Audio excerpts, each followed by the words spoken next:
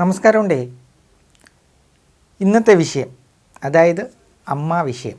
അമ്മ മനസ്സ് തങ്ക മനസ്സ്, മുറ്റത്തെ തുളസിയില്ലാത്ത മുറ്റം എന്ന പോലെയായി.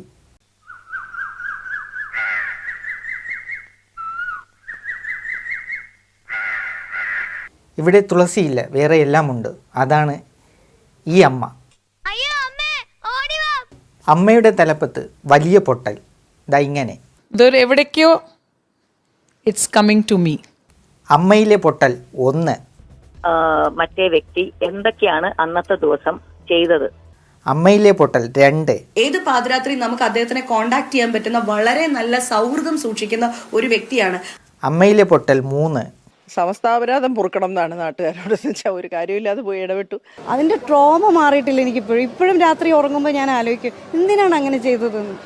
ഒരു കാര്യമില്ലാതെ പൊട്ടിക്കൊണ്ടേയിരിക്കുന്നു. ചറ പറ പൊട്ടൽ.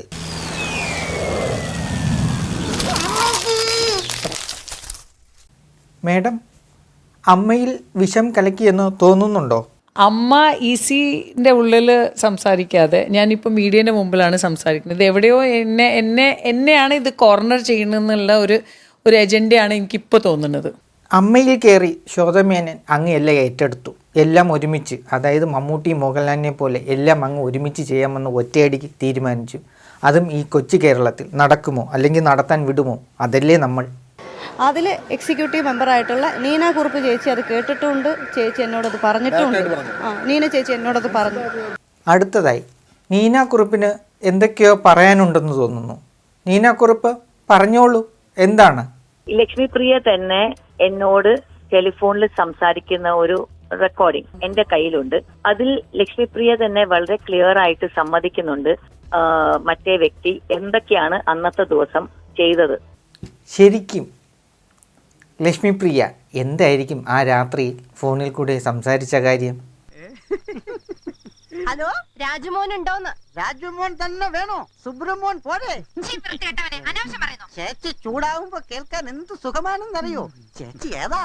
എവിടെയോ എന്തോ തകരാറ് എന്ന് പറയുന്നത് പോലെ ഇവിടെയുമുണ്ട് ഒരുപാട് തകരാറുകൾ. ഇതുവരെയായിട്ടും എൻ്റെ പേരിൽ ഒരു ആരോപണമോ ഒരു മെമ്പറോ ആരോപിച്ചിട്ടില്ല. ഇതുവരെയായിട്ടും എടുത്തു നോക്കിയിട്ടുണ്ടെങ്കിൽ അറിയാൻ പറ്റും. ഏതെങ്കിലും നമ്മുടെ ഇവിടുത്തെ കമ്മിറ്റി മെമ്പേഴ്സിനോട് ചോദിക്കരുത്, സാധാരണ മെമ്പേഴ്സിനോട്. ചേട്ടൻ എന്നെ ശരിക്കും മനസ്സിലാവണമെങ്കിൽ ശ്രീനിയേട്ടനോട് ചോദിച്ചാൽ മതി.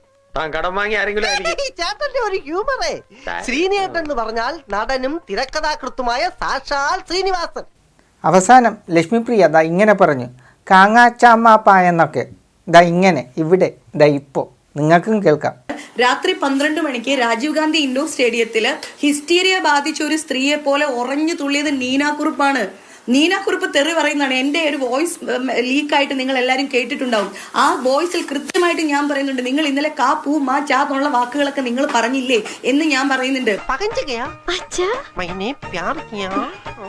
तुम्हारा हिंदी सुनने में बहुत मजा आता है. तुम मुझे प्यार दो, मैं तुम्हें माफा दूंगा.